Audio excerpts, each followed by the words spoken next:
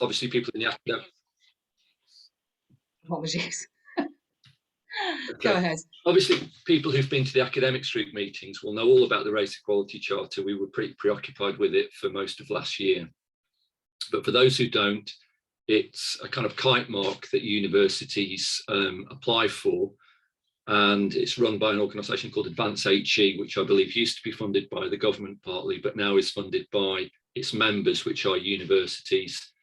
And it organises the Race Equality Charter and sort of similar kinds of things. Athena Swan is another one in relation to sex equality or gender equality as they would have it now. The Race Equality Charter has been around a few years, but there's a real ratcheting up of late, I think, in universities wanting to get their bronze or silver award. I don't think anybody gets a gold award at the moment, because that would be to sort of say that the problem was solved, I guess, and lots of people would be out of a job if that was the case. So a lot of universities are trying to get this as a kind of moral statement of, you know, their mission and who they are and what they're about and so on. On their website and in their training materials, and we've referenced this ourselves in our own response to the Race Equality Charter, it reveals very, very clearly that the solutions that they're putting forward and their analysis of the extent of racism in universities and the solutions putting forward are at times inaccurate in terms of the the data that they use. But most importantly, they're putting forward a very kind of particular and specific brand of politics that sometimes for shorthand, people will use the label critical race theory. So in their materials, lots of things like microaggressions, intersectionality, decolonize,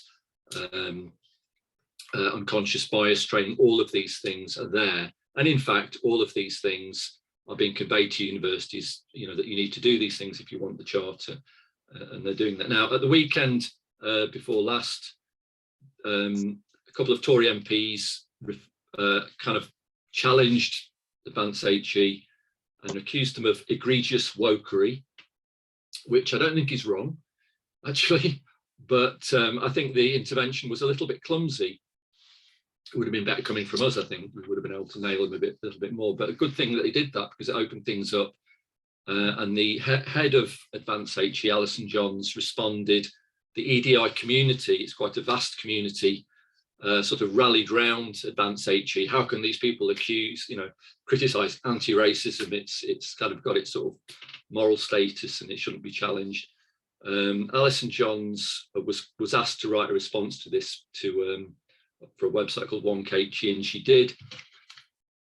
She didn't, and you could argue didn't have to because these things weren't necessarily raised. She didn't respond to any of the kind of points that we've made in the past about the politics of the charter. Instead, she basically said, it was quite interesting a response in a way, because basically she said, it's just voluntary for universities, they don't have to do it. And she has a point there. And, we have to accept that the problem here is not some external body, it is in universities itself, at the level of how universities see themselves and their mission and their values and things like that. But it was kind of interesting that her response basically consisted of saying, look, here's some figures, racism really exists, it's really, really bad, and we have evidence-based ways to resolve it. So it was all a kind of, it's almost like sort of saying, we got the peer-reviewed proof that this is the way to go, sort of thing. So a real kind of unashamed sort of bureaucratic close down of any kind of wider debate. She didn't really engage with any wider debate. We know ourselves that they don't want to do that. We contacted them 3 times last year. We didn't even get a response from Advance HE, which I find ironic because I believe their advice to universities, because they're sort of in charge of lecturer training as well. The advice usually is you're supposed to answer an email within 48 hours. Well, they don't really measure up very well themselves in that respect. We wrote a response, Alka and I, to John's article, and we thought we'd try and get a response, a kind of right to reply into WonKHE. The reason we did that was because we want to force the debate. We want to force the the EDI community to reckon with us. Not that they're necessarily the people who are going to rally around and support us, absolutely not. But at the moment, they feel that they can completely ignore, you know, the kind of opposing voices. And so we did that, and 40 people put their names to our letter. We duly contacted 1KG, and they duly did what I thought they probably would do, and rejected it for some very kind of spurious, again, bureaucratic reasons. But that's who they are. Those of us who've dealt with them before, we know very well that they're very hostile to anything critical of the sort of race industry politics. Now, just to be very, very brief, I mean, one really, really good thing that's happened is Arif Ahmed's written an article on Spike, which is really excellent, and I'd encourage everybody to sort of share that around, and he makes some fantastic points in that article. And I just think there's a couple of things before we get into the film here. One is we did a lot of work on the Race Equality Charter last year, and then we didn't really do much for 3 or 4 months at the start of this year.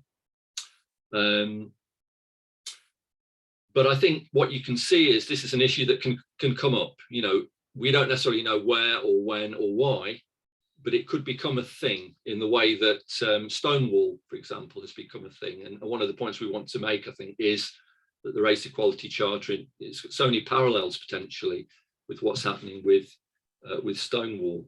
So I think that basically means that we have to be quite sort of agile, really, I guess, and when there are opportunities arise, be prepared to take them really and force the issue and get the issue discussed.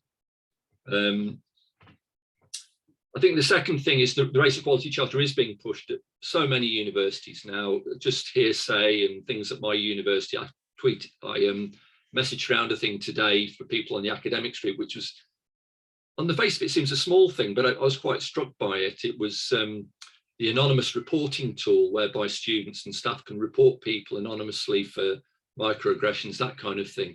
They changed the wording on it to say you can report people, groups of people, or cultures, which I thought was, when you think it through, you know, the idea that somebody should complain to their university about being harassed by a culture. But anyway, I'm not going to go through it, but if you think it through, it really does fit with identity politics and the way these things are. I think the really, really important thing to recognise about, just final point here, really important thing to recognise about the Race Equality Charter is that the people in charge of it want to reduce it to, you know, policies, evidence-based action and things like that. You know, they even deny that there really is any agenda there. It's all voluntary for universities. But I think what we need to be able to do is to explain precisely the opposite, that it is cultural, that it operates through committees within and without universities and activists and so on, who literally train each other. I mean, this is the case at my university. The guy who's the advisor to the Race Equality Charter with Advance HE is a private consultant. The senior management team hire him to find out how they can get the Race Equality Charter. He puts on his other hat, goes to Advance HE and decides what's going to be in the Race Equality Charter, what has to be measured up to. The vast majority of people are on the outside of this, either passively accepting, passively being annoyed, or, you know, nodding along and agreeing with it. But really, we need to make sure that, I mean, something I think that some of our opponents perhaps should agree with us on is that racism is a political issue. It's contested, the extent of it, what you do about it.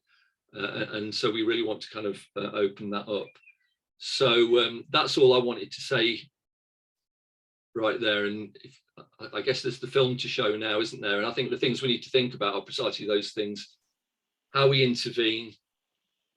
Incidentally, sorry, just as an aside, Alison John's the head of Advance HE. I didn't know who she was, but I sort of had a look at her Twitter account and things like that. And I mean, true to form, she's probably the most virulent hater of Brexit I've ever seen, and is an out and out sort of bureaucrat. She has nothing to say apparently on the issue of race at all.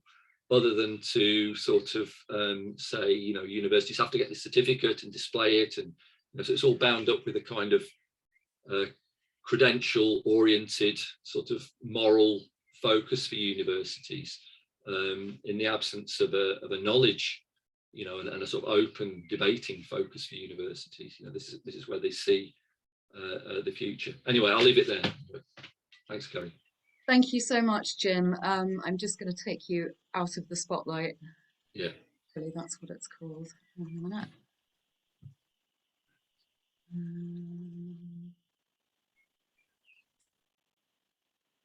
I'm still seeing you on the full screen. Is everybody else still seeing Jim on the full screen? No? Okay, fantastic. Hopefully that's just me then. We will move on now, and I will play the film in just 1 second. I am going to stop recording.